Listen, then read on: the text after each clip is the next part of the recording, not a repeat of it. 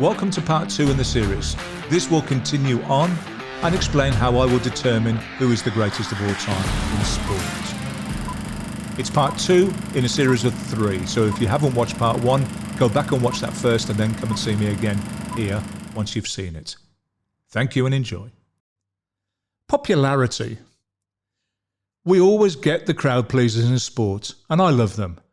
Maybe that athlete is the greatest, but it's not because they are the most popular. There have been some very unpopular athletes who have been extremely successful. The same list used for behaviour and niceness could also be used here in popularity. Athletes such as Oscar Pistorius, Ty Cobb, O.J. Simpson, Joey Barton, Lance Armstrong, all these athletes have heard their fair share of boos. Recent stats have shown the 5 most followed athletes on Instagram are Cristiano Ronaldo, Lionel Messi, Neymar Jr., David Beckham, and LeBron James. There are a few in that 5 who are not even close to being in the GOAT conversation. The world is a small place now, and the awareness of sports stars and their promotion is a completely different world to one from only just, say, 20 years ago. If popularity was in the determination of the GOAT, and we are talking about football, it would be virtually impossible for any player to be a GOAT unless they played for Real Madrid, who have a global fan base of more than 235 million, making them the most supported. Golf is currently considering an award for the most popular golfer, and this person would receive not only significant amounts of money, but qualification into the majors. Formula E is the only event at present that lets fans play an active role in influencing the outcome of a race. Fan Boost gives fans the opportunity to vote for their favourite driver and award them an extra boost of power during the race. Here you will find popularity will not determine the GOAT. Era. My blood pressure is up already. I have taught students who have only ever known players currently forced upon them by the media. They really only know Messi, Ronaldo, Neymar, Kane, Lewandowski and De Bruyne. They have no idea of stars from before. Some sports might be in their golden era of sports performers, as is the case in tennis.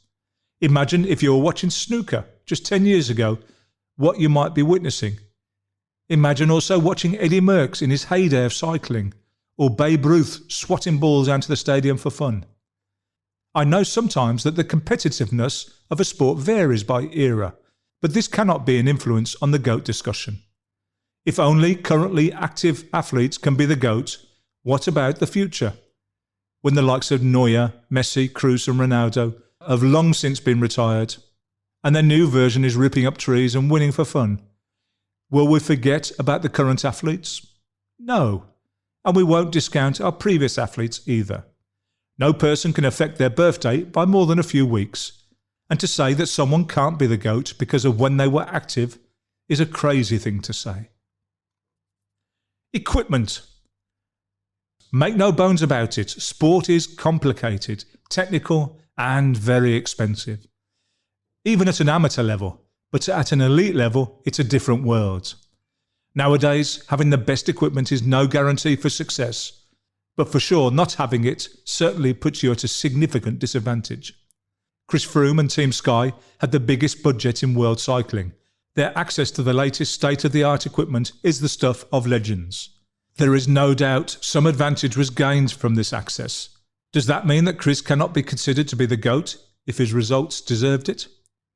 I'm sure that Eddie Merckx, Bernardino and Miguel Indurain all had the best equipment that was available at the time. It's also quite safe to say that at the moment Lewis Hamilton is driving the quickest car around Formula 1 circuits. However, before that, just about every world champion in Formula 1 has more than likely had the best car. In just about all sports, it's probably not too far away from the mark to say that the GOATs will have had access to the best equipment available at the time, whatever that might have been. I would also suggest it's up to others to find ways of getting access to whatever equipment is preventing them from becoming the GOAT, and start using it quickly. You can only play the cards you are dealt. Most sports have rules on the technicalities of sports equipment. There will always be discussions had about equipment and its use. However, those discussions won't be here and in relation to the GOAT. Help. There have been countless star athletes across all sports that have received outside help.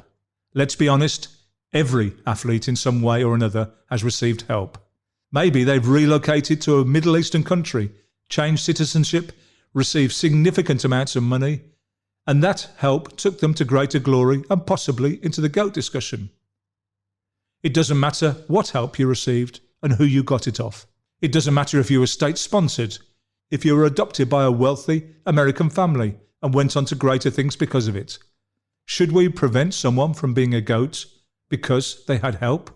Did someone give you a lift to training or the match one evening? If so, you have received help that someone else might not have received. So come on, let's get real. Team. He or she was the greatest only because they played in such and such team. Pelé won 3 World Cups in football with Brazil, who on their day could be quite a good team.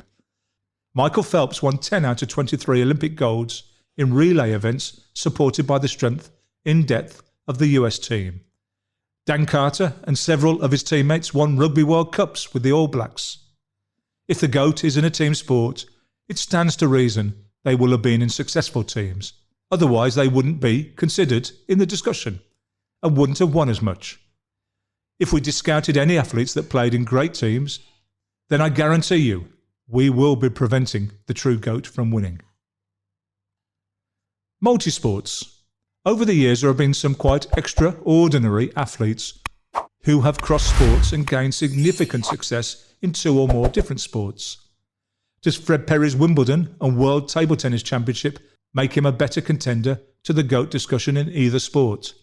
Does Deion Sanders' success in both the NFL and baseball give him the advantage in the race to become the GOAT? I'm afraid not.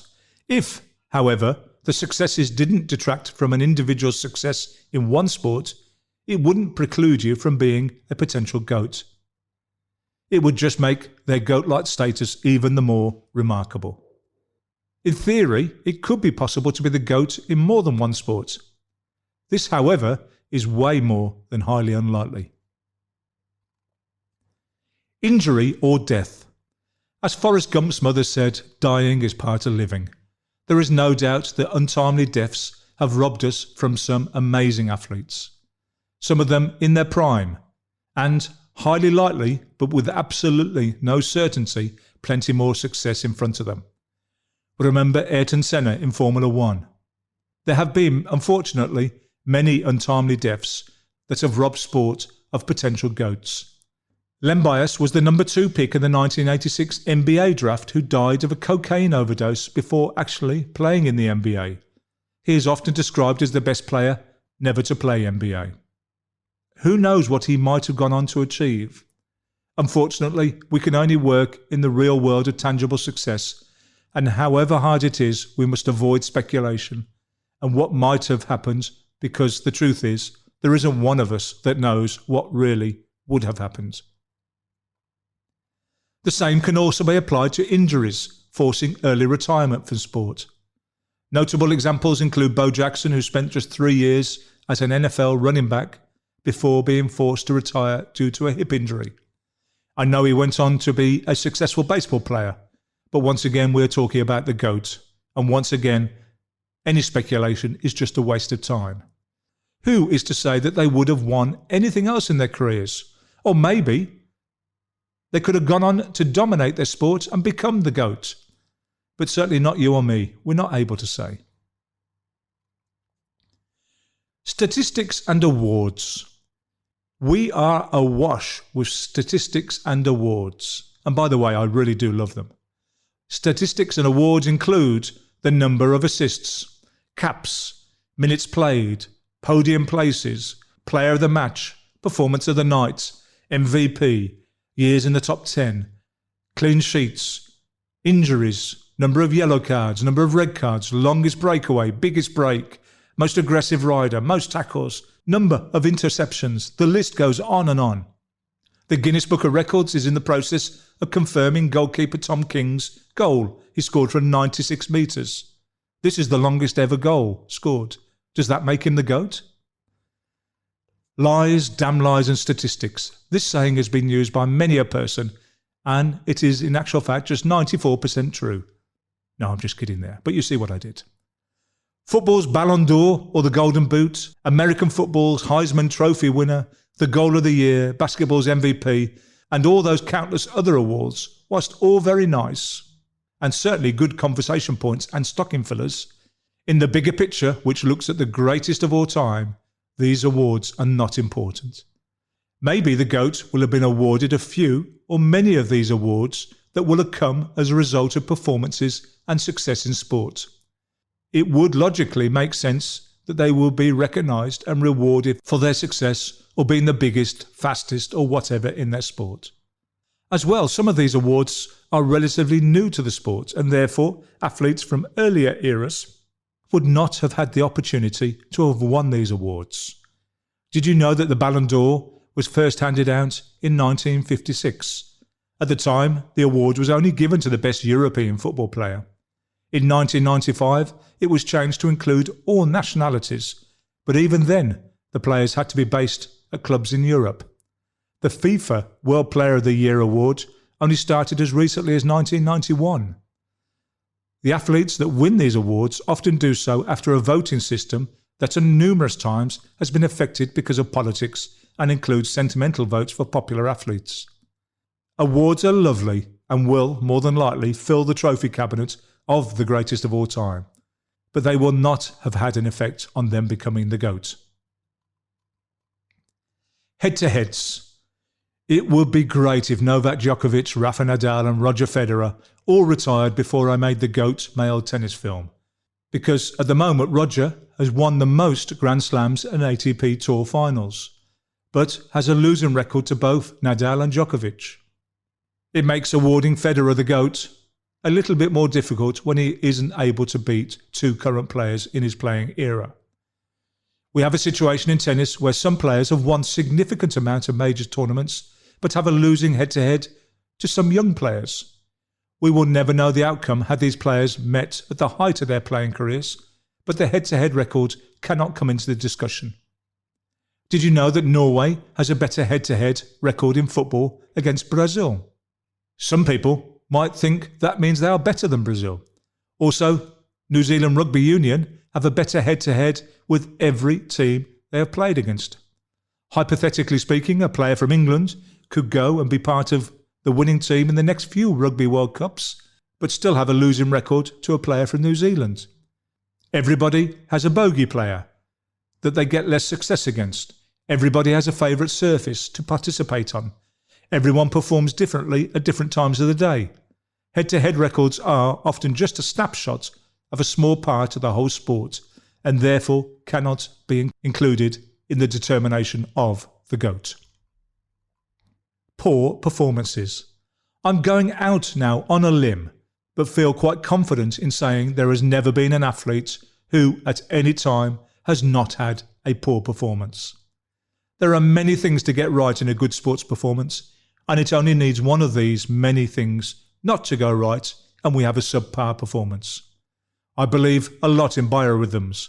Our bodies have their natural rhythm, and on some days at certain times we just perform differently. Usain Bolt went about winning just about every important race he entered. He was multiple world and Olympic champion in sprint races. Just because in 2017 he lost his last race to the American Justin Gatlin, does this poor performance mean he is not the GOAT? Sugar Ray Robinson is certainly one of the greatest, but he lost fights in the twilight of his career when he really should have been long since retired. Should these poor performances relative to his previous excellence prevent him from being the GOAT? Hypotheticals. What do I mean by this? Well, anything that might have happened had something else happened. If a player hadn't left to go to another club, then they would have gone on to be the greatest. Or maybe they were played out of position. Maybe there was a personality clash with someone in their organisation and this affected their participation. What if their race car hadn't broken down or lost power as it did? Maybe their season was decimated by the COVID pandemic. when they were ready and ranked number 1, winning everything, and then the Olympic Games were rescheduled, and 6 months later, that athlete was involved in a car crash and never competed again. That's what I mean by hypothetical situations. Once again, we will never know what would have happened, and therefore we must not and cannot speculate. Early retirement. The tennis player Bjorn Borg retired age just 26, having won 11 Grand Slam events. This was about the same number Roger Federer had at the same age. Who knows what might have happened had Borg not retired? Would Jordan have won another ring if he hadn't retired early from basketball to play baseball? Rocky Marciano had an incredible boxing career, winning 49 without a single loss or draw, of which 43 were by knockout. Marciano was the heavyweight champion of the world from September the 23rd, 1952 until April the 27th, 1956, defending his title 6 times. 7 months after his final knockout victory over Archie Moore in the Yankee Stadium, he announced his retirement from boxing at the age of just 32. He might easily have defended his title several times more, especially the way opponents are picked sometimes in boxing. For sure, if he knew that Floyd Mayweather Jr. would go 50 undefeated, then I'm sure he and his camp would have had a different discussion about his retirement. Also, if Marciano now had 50, I can't imagine that Mayweather Jr.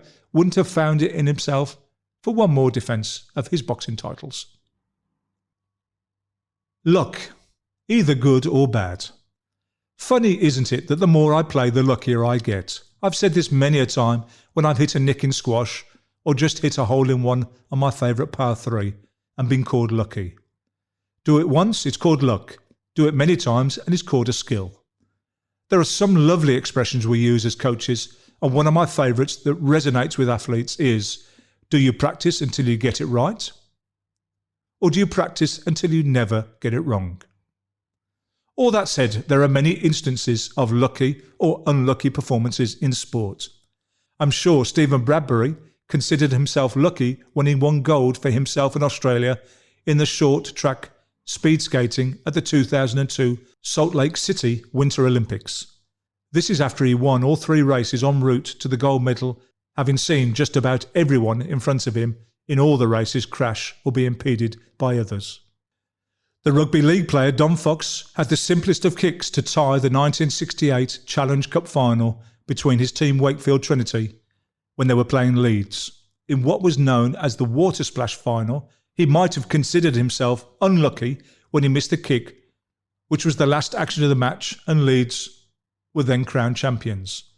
The kick was taken in extremely muddy conditions and the ball was completely sodden, wet and slippery.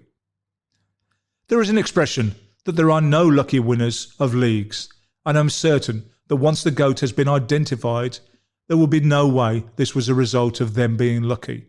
They may have had some luck along the way, but when you see the calibre of athletes that are the greatest of all time, it is absolutely certain and safe to say they are the greatest and not the luckiest. Politics. Sport can be affected by politics in many, many different ways.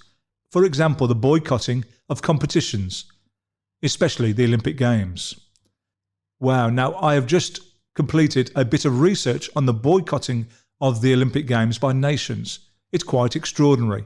I will make it a priority in producing a film about it because it's just so interesting. But the 3 most significant boycotts of the Games were by the 34 nations who it was decided would not travel to the 1976 Montreal Games, the 66 nations, which is nearly a third of the world, who did not attend the Moscow 1980 Games, and the 18 countries who decided they would not travel to the 1984 LA Games. Not only boycotts, but there is politics in team selection. There is a conspiracy theory that Nike were heavily involved in the team selection to ensure Ronaldo played in the 1998 World Cup final. Before the final, Ronaldo had had a convulsion and was very poorly. He'd also been left off the team sheet as a result of it. Ronaldo inexplicably played. France won the match 3-0, and we will never know if Ronaldo was fit to play and what really happened. There are many sports where politics affect the team selection.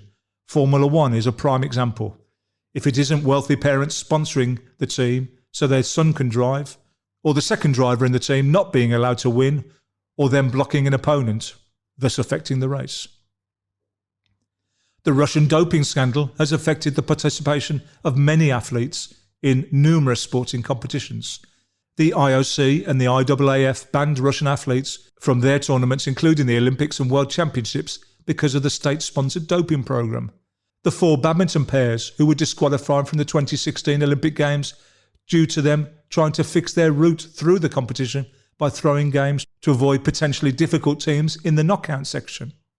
Also, to ensure success, some countries actively encourage their athletes with money, houses, food, fame, medical assistance. Politics is everywhere in sports, and one way or another it often affects the results. I'm sure there were some potential winners of significant competitions who didn't even get a chance to participate. Once again, what's frustrating and often unfair, the GOAT probably, one way or another, has been affected by politics. This might have aided them or hindered them, but over their entire sporting career, the GOAT will be that, for the sole reason that they are the greatest in their sport. Right then, that's the end of part 2. Part 3 is the final part before you can go on and watch the films which identify the greatest of all time.